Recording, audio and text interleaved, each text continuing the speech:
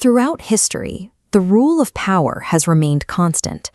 The higher you climb the social ladder, the further you distance yourself from menial labor. To be important means being served by others.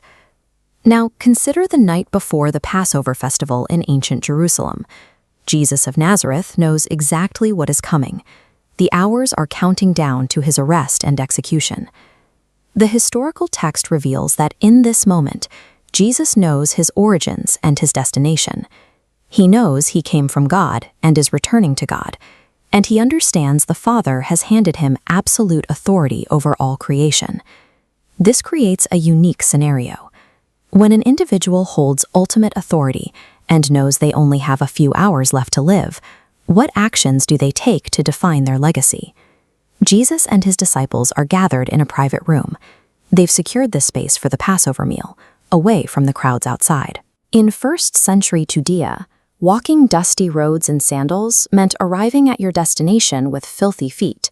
Custom made foot washing a mandatory task before a meal, but it was considered a low job, one reserved for the most junior servant in a household. But there is a glaring problem in this specific room. The disciples are entirely alone. There is no household slave waiting by the door with a basin. You can imagine the heavy tension settling over the table. Everyone knows what must be done.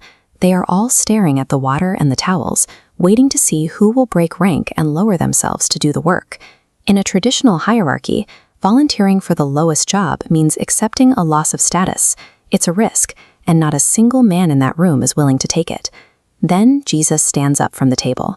He takes off his outer garment, the clothing that identifies him as their teacher and Lord, and sets it aside. Next, he picks up a linen towel and ties it firmly around his waist.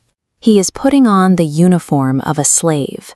Then he pours water into the wash basin. The sound of that water hitting the bowl breaks the formal atmosphere of the dinner.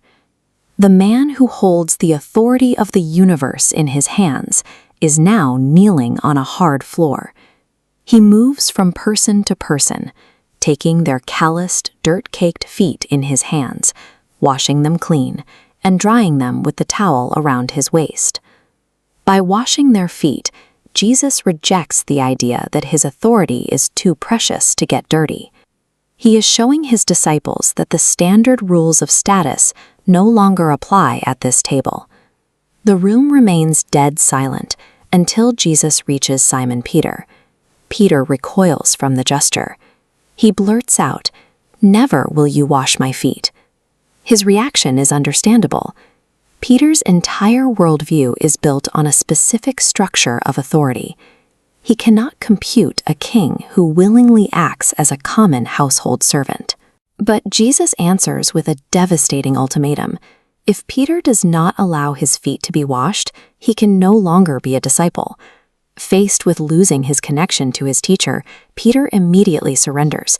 He swings to the opposite extreme, asking Jesus to wash his hands and head as well. This interaction highlights the central challenge of Jesus' message. To follow him, his disciples have to accept that their leader's dignity isn't threatened by a towel and a basin. After Jesus finishes washing all of their feet, he puts his outer garment back on and reclaims his place at the table. Take a look at this standard hierarchy pyramid. Jesus tells the disciples they are right to call him teacher and Lord. He keeps his titles, but he inverts the structure, shifting the role of a leader from ruling over others to supporting them from below.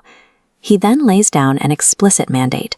Because he, their master, has washed their feet, they are now obligated to wash one another's feet. He introduces a new way to measure greatness. No slaves, he says, are greater than their master, and no messengers are greater than the one who sent them. If the highest authority in the universe chooses to serve, then human ambition has to pivot away from seeking a higher rank for its own sake. Modern culture tells us to chase influence. We are taught to measure success by the perks we receive, the followers we accumulate, and the special treatment we secure. But Jesus makes a radical promise about this inverted lifestyle. He tells his disciples that true happiness comes directly from serving. However, there's a condition. Understanding the logic of service doesn't actually change anything. The benefit he describes only comes to those who actually do the work. The deepest human fulfillment and the most enduring legacy are not found at the head of the table. They begin the moment we stop competing for status and willingly pick up the towel.